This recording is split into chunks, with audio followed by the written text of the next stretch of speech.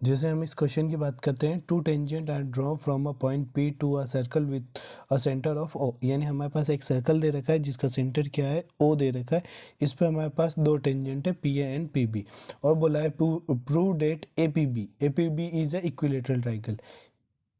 ए P B, ये देखिए, ए ये रहा, पी ये रहा, और ये बी ये रहा।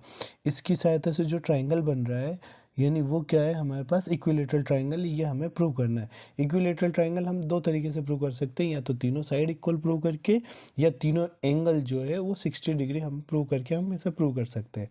ठीक है। और फिर यहाँ पे दे रखा है ओपी जो है डायमीटर ऑफ अ सर्कल दे रखा है। ध्यान रखना, ये जो हमें गिवन दे रखा है डायमीटर ऑफ अ सर्कल, इसी की यूज़ करना है। यानी जो ओपी दे रखा है, यानी ओ से लेके पी तक की डिस्टेंस, ये हमारे पास कितना दे रखा है, 2r। डायमीटर दे रखा है, डायमीटर यानी 2r दे रखा है। ये आपके पास कितना हो गया, 2r हो गया, और AO कितना हो गया, r। जब भी इस टाइप का आ जाता है कि आपके पास कुछ भी नहीं दे रखा है और रेडियस या रेशियो में दे रखा होता है, तब हम यहाँ पे यूज़ करते हैं एप्लीकेशन ऑफ ट्रिग्नोमेट्री। जिससे क्या होगा, इसे हम यहाँ पर थीटा एज्यूम करते हैं। ये जो हमारा APO है, इसे हम क्या एज्यूम करते हैं, थीटा एज्यूम करते हैं। और थीटा के जस्ट सामने वाला परपेंडिकुलर होता है, 90 डिग्री के सामने वाला जस्ट क्या होता है, हाइपोटेनियस। यानी परपेंडिकुलर और हाइपोटेनियस जब यूज आता है, तब हमारे पास क्या होता है, sine theta. Sine theta equal to हो जाएगा हमारे पास परपेंडिकुलर अपॉन हाइपोटेनियस। यानी ये परपेंडिकुलर अपॉन हाइपोटेनियस लिखा, और sine theta equal to perpendicular यानी आर हो जाएगा, हाइपोटेनियस आपके पास 2r हो जाएगा। आर से आर कट जाएगा, साइन थीटा इक्वल टू कितना हो जाएगा, 1/2। अब हम जानते हैं साइन थीटा की वैल्यू 1/2 कब होती है, जब आपके पास थीटा कितना हो, 30 डिग्री। यहाँ तक कंप्लीट है। देखो, अब ऊपर वाला थीटा कितना आ गया, 30 डिग्री आ गया। तो जिस टाइप से ऊपर वाला आया, सिमिलरली उसी टाइप से हमारे पास क्या आएगा, नीचे भी क्या आ जाएगा, थीटा आ जाएगा। क्यों आ जाएगा, क्योंकि ये 2r होगा और ये कितना हो जाएगा, r। तो ये भी क्या हो जाएगा, थीटा, यानी 30 डिग्री आ जाएगा। इसलिए हम क्या लिख सकते हैं, ध्यान रखिए, हम यहाँ पे लिख सकते हैं, इसलिए जो हमारे पास APB जो है वो कितना आ जाएगा, 2 थीटा, और 2 थीटा हमारे पास इक्वल में आएगा 2 थीटा यानी 2 इंटू 30 यानी 60 डिग्री। यहाँ तक कंप्लीट है। यानी हमारे पास जो है एक एंगल जो है, ध्यान रखिए, एक एंगल जो है हमारे पास कितना आ गया, ये पूरा का पूरा 60 डिग्री के इक्वल आ गया। अब हम चलते हैं इक्वेशन इन ट्राइंगल APB। किस में चलेंगे हम, APB में। APB में क्या होगा कि आपके पास जो PA है, PA जो है वो आपके पास आ जाएगी PB।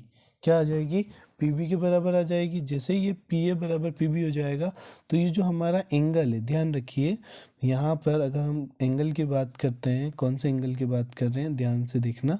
ठीक है। अब हम बात कर रहे हैं इस वाले एंगल की, ये देखिए, सिर्फ इतने से एंगल की, पूरे एंगल की बात नहीं कर रहे हैं। ये जो है PAB, कौन सा, PAB। और इधर हम बात कर रहे हैं PBA की, किसकी, PBA की, पूरे की बात नहीं कर रहे हैं हम। ये जो APB ट्राइंगल है, इसी के दो एंगल की बात कर रहे हैं। अगर हमारे पास दो साइड इक्वल होती है, तो ये दोनों एंगल भी क्या होते हैं, इक्वल होते हैं। तो हम यहाँ पे लिखते हैं कि जो हमारा PAB जो है वो किसके इक्वल हो जाएगा, PBA के, किसके, PBA के बराबर। और इसे हम एज्यूम कर देते हैं x। यहाँ तक समझ में आया, क्यों आया, क्योंकि हमारे पास PAB जो है दो साइड इक्वल होती है, तो हमारे पास क्या हो जाता है, आइसोसेलेस ट्राइंगल। आइसोसेलेस ट्राइंगल से क्या हो जाएगा, हमारे पास दो एंगल क्या हो जाएंगे, इक्वल हो जाएंगे। अब हमारे पास एंगल सम प्रॉपर्टी क्या लिखेंगे, by using angle sum property, angle sum property. इससे क्या हो जाएगा, हमारे पास एंगल PAB, कौन सा, एंगल PAB, यानी हमारे पास 2 मिनट थोड़ा सा, हाँ, angle PAB plus angle PBA plus angle APB, ठीक है, किसके इक्वल आ जाएगा, 180 डिग्री के इक्वल आ जाएगा। अब देखिए, ये x एक हो जाएगा, ये भी कितना हो जाएगा, x हो जाएगा, और ये हमने फाइंड आउट किया है कितना, 60 डिग्री, ये 60 डिग्री हो जाएगा।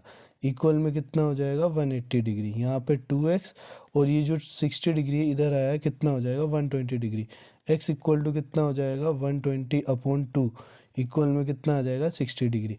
अब देखिए, सभी के सभी, यानी ये जो एंगल ये वाला जो है पी ए बी, ये भी 60 आया, ये भी 60 आया, तो हम यहाँ पे कैसे लिख सकते हैं? अब नेक्स्ट हम लिख सकते हैं ऑल एंगल्स आर, क्या हो जाएगा? All angle are 60 degree, so triangle A P B is equilateral triangle. क्या हो जाएगा? Equilateral triangle. यही हमें प्रूव करना था।